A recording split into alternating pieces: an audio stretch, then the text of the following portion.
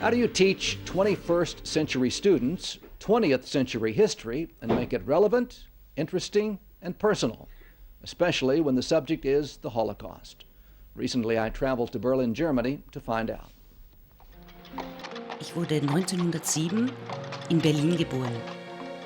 Wir waren eine große Familie. Ich hatte 4 Geschwister: Betty, Erna, Zilli und Arthur.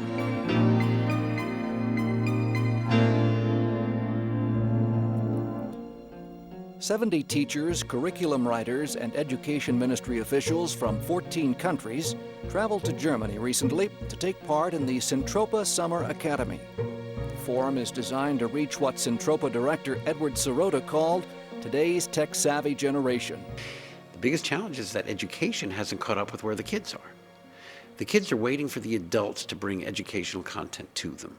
The challenge is that with iPads, iPhones, and other tablet computers is that the kids are using these, it's where they live their digital lives. But education hasn't caught up so much with that, and that's what we're trying to do. The Vienna-based Central Europe Center for Research and Documentation is committed to not just preserving Jewish memories, but to bringing those memories alive. Jewish and Muslim leaders recently got together in Paris in an effort to find common ground and move forward, as we see in this report filed by special IBA correspondent Leah Zinder. A warm handshake.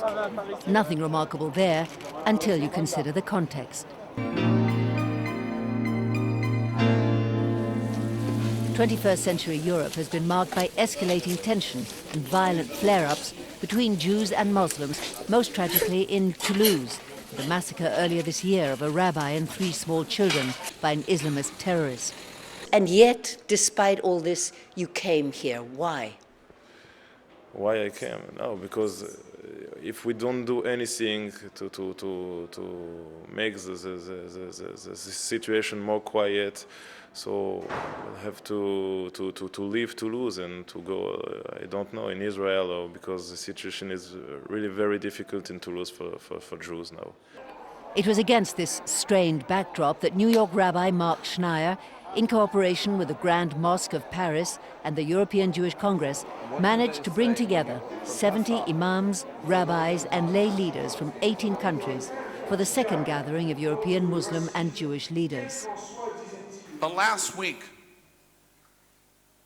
here in Europe, in Berlin, a rabbi and his daughter were beaten by a group of Muslim youth. Last week, a rabbi in Vienna was attacked by a group of neo-Nazis. I just learned before entering this room that just yesterday, a group of Jewish school children in Berlin were attacked by a group of Muslim youth. And I challenge Muslim leaders across Europe to speak out for the other, to fight for the other, to make this injustice your injustice, to make this bigotry your bigotry. We cannot wait that we achieve a full trust between us. But what we can do, we can make a first step toward building trust in the future. I think that we have no choice.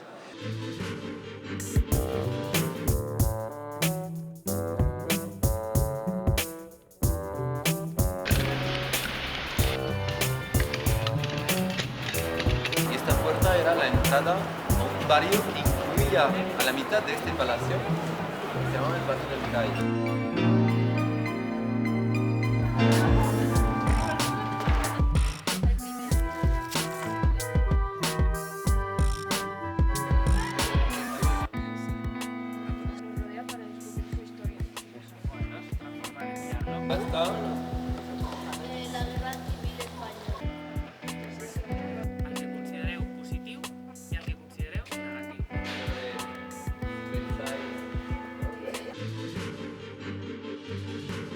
Leading statesmen and renowned global experts on the non-proliferation of nuclear weapons attended the International Luxembourg Forum on Preventing Nuclear Catastrophe, where they discussed critical issues related to international security and strategies to resolve deadlocks over ongoing atomic development. 9 countries possess a total of approximately 19,000 nuclear warheads. One of the primary goals of the forum is to create a nuclear-free zone in the Middle East, and the Jewish state was not spared criticism over its refusal to sign the Nuclear Non-Proliferation Treaty.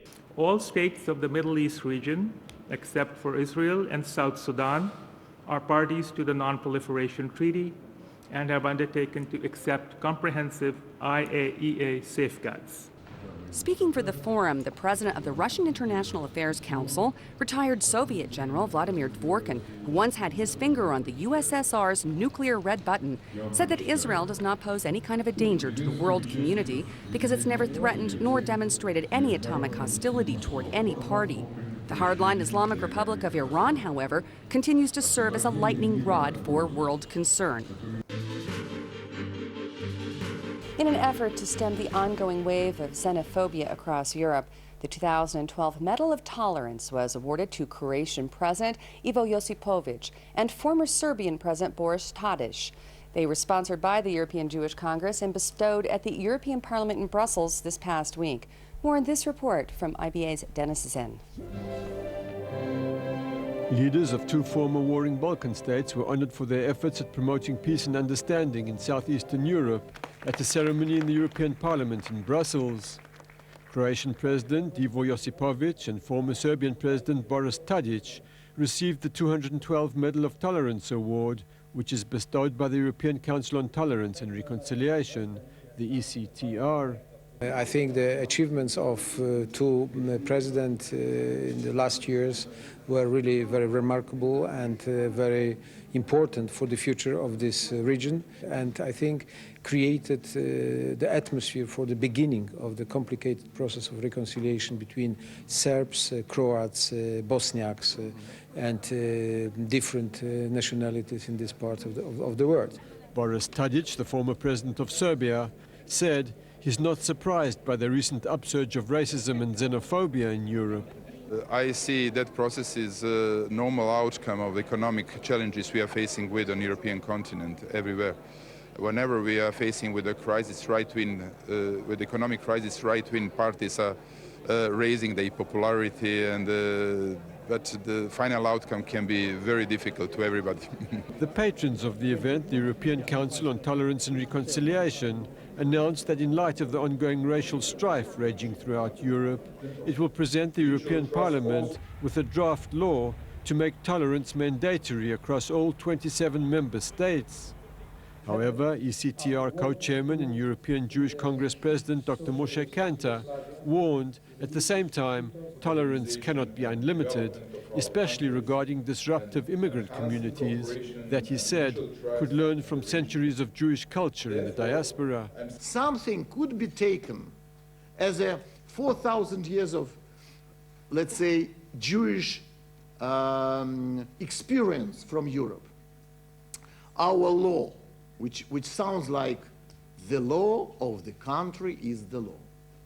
Dina d'malchuta dina.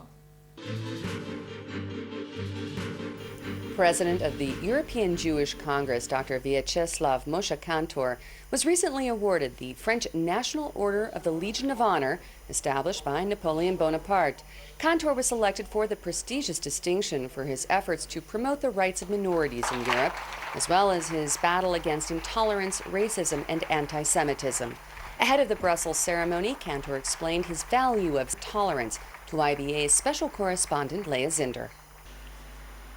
Do we, or could we allow the tolerance to be unlimited? What means unlimited tolerance to racism? What means unlimited tolerance to xenophobia, anti-Semitism? What means unlimited tolerance to proliferation of nuclear weapon? What means the unlimited tolerance to migration? Migration is a positive thing. Europe can't live without migration, but every country should have the right to establish their own rules of migration. Otherwise, it will be endless. That's why we formulate a principle which could be a subject of very serious implementation. And this is called, we call secure tolerance. Tolerance limited by the demands of security.